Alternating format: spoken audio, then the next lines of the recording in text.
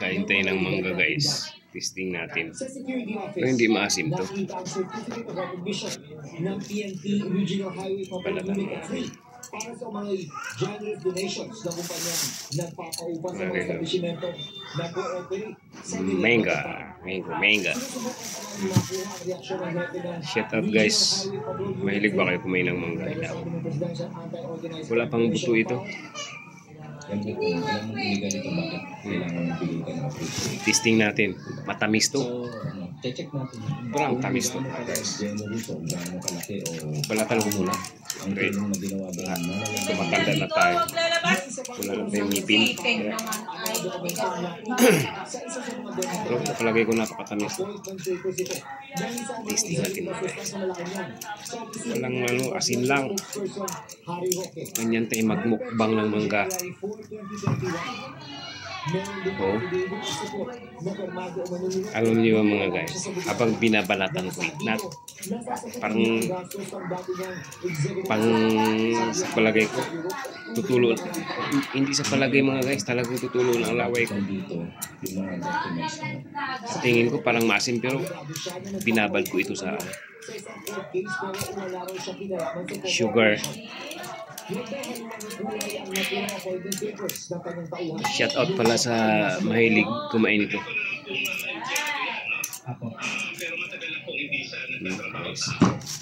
Balatan natin ito. Matamis to.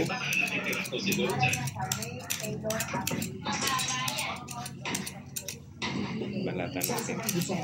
Nakuha ang mga latigo na pinaniwalang ginagamit sa pagtutulong sa mga empleyado ng pagbuhat. Meron din natin po ang mga gamit na pang text blast o mangga. Message na mga scanner. Ginulat pa rin ang mga papeles para matutrol ang mga sangkot sa pagbuhat at kanilang mga koneksyon. Sa isang pahayag, umapila ang siya sa kasi sa gobyerno ng Pilipinas na iba niya ang buko. Parang asiman ako mga guys. Na nag-uugnay sa China. Mahigit tayo na pinapapawal ng mga bata sa China. Nangyari lang na maasim. Amis to.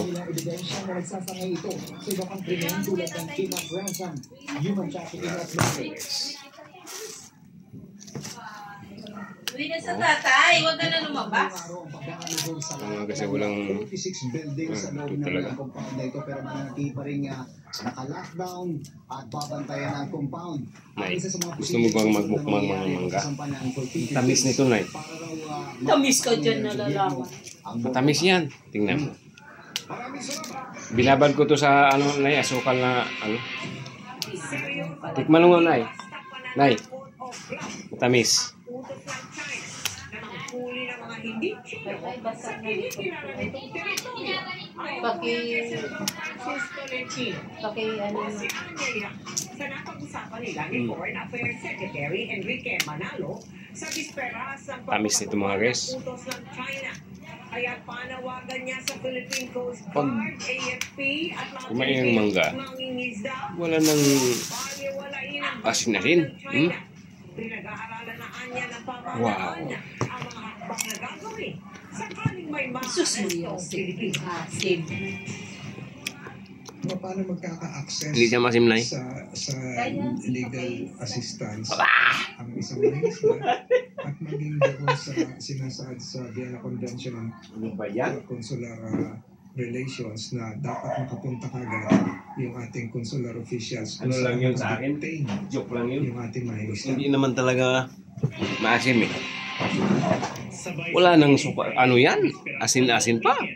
Sarap talaga to.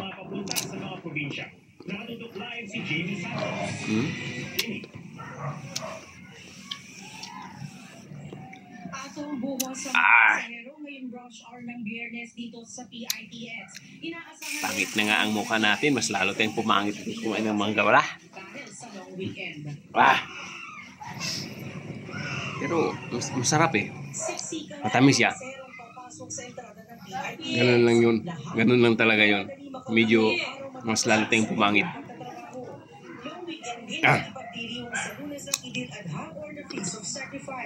Ayon sa pamunuan ng PITX, inaasahan nilang aabot ng 150 Walang asin mga guys. 80,000 na pasahero ang darating sa PITX ngayong Biyernes. Ano lang yun? Mas mataas Acting lang. sa normal Yung average parang maasim. pasahero na Hindi maasim. Sa 110 to 120,000 passengers ng normal na araw. Karamihan sa mga pasahero papunta ng Cavite at Tagaytay. Todo higpit naman ang pagbabantay ng mga security ng pamunuan ng PITX. Babakasyon po. Celebrate ng Father's Day. Pakain lang po sa labas. Pagod sa trabaho. Acting lang yan. Pero hindi talaga, matamis talaga to. Ang ganitong mangga. Naman daw nakita ng aberya ang PITX ngayong araw. Tuloy-tuloy daw ang kanilang bayahe. At as of 7 p.m., nasa 134,682 na ang foot traffic ng mga pasero dito sa PITX. At yan ang latest mula rito sa Yes. balik sa inyo. Maraming salamat, James. Tamis talaga. Tama sa long weekend at isang toy convention sa Pasay. Not just for young kids, pupunta ang ilang cast ng Voltes 5 Legacy at Encantadia Chronicles, pati ilang Shout out pala mga guys sa The Great Journey Team. si Nelson Canla. From anime, Sa aming founder si Ma'am Claire Bitison at saka aming founder Maki Bayabilun. Mga admin at mga co-members ko. Ang sarap ng mangga talaga. Walang asin, walang suka, kung ano-ano pa man na sarap. Tamis. Living their fantasy din ng ilang Pinoy sa pagsuot at paggalaw as their favorite cosplay characters. Yung parang Dito sa Toycon 24, nano yung mukha ko guys. Acting lang yun guys, pero hindi masim talaga. collectible statue. Hango ito sa original Ano lang yun? 3D render ng Voltes 5 Legacy na napanood Kunyari natin sa lang na television. masim. Ranging from Hindi, matamis talaga to. 87,000 pesos ang resin collectible statue na ito. Si Lionel Villanueva, isa sa mga unang naka-pre-order nito. Nagkaroon ng Voltes 5 Legacy and may opportunity na to Tamis. get Thank you for watching mga guys. Kung gusto nyong kumuha na rin po ako. Pricey siya pero okay lang. Medyo bata. lalong pumangit, kain kayo ng mangga. Ayun naman sa